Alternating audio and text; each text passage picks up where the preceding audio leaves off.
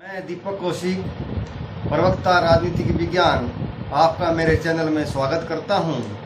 मेरे प्यारे विद्यार्थियों, भारतीय संविधान में न्यायपालिका को स्वतंत्र व निष्पक्ष रखने के लिए क्या व्यवस्थाएं की गई है, इस विषय पर चर्चाएं चल रही थी। इस विषय के अंतर्गत हमने न्यायाधीशों की नियुक्ति और सेवा की सुरक्षा के बारे में हमने बातचीत की थी, विषय पर प्रकाश डाला था। अब चौथा, वेतन व भत्तों में कटौती नहीं।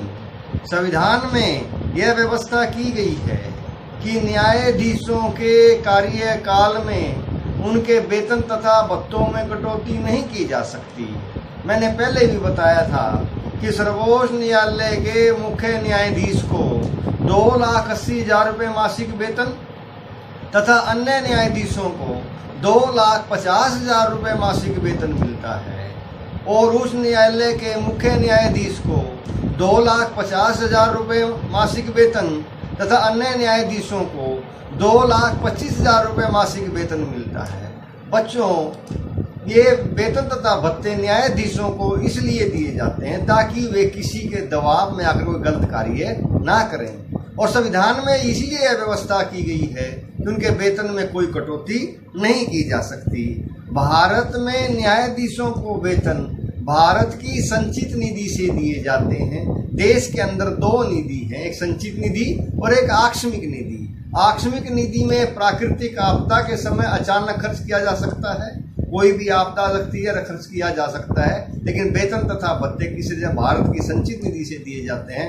भारत के मुख्य न्यायाधीश को वेतन कहाँ से दिया जाता है? भारत की संचित निधि से दिया जाता है। कई बार पेपर में 1 नंबर के अंदर एक क्वेश्चन पूछा जाता है, इसको आप जरा याद रखिए। फिर आता है वकालत पर प्रतिबंध।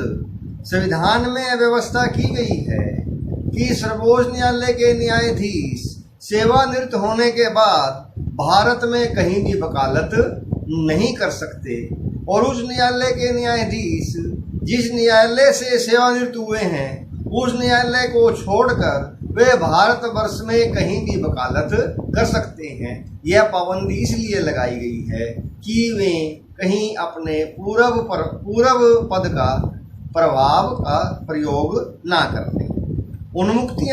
कुछ उन्मुक्तियां भी दी गई हैं। संविधान द्वारा न्यायाधीशों को कुछ उन्मुक्तियां भी दी गई हैं ताकि वे स्वतंत्रता पूर्वक अपना कार्य कर सके।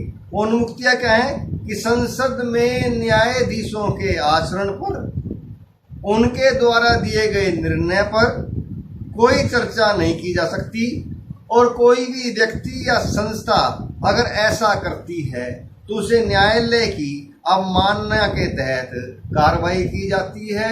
मेरे प्यारे विद्यार्थियों, मेरे चैनल को सब्सक्राइब कीजिए, शेयर कीजिए, लाइक कीजिए।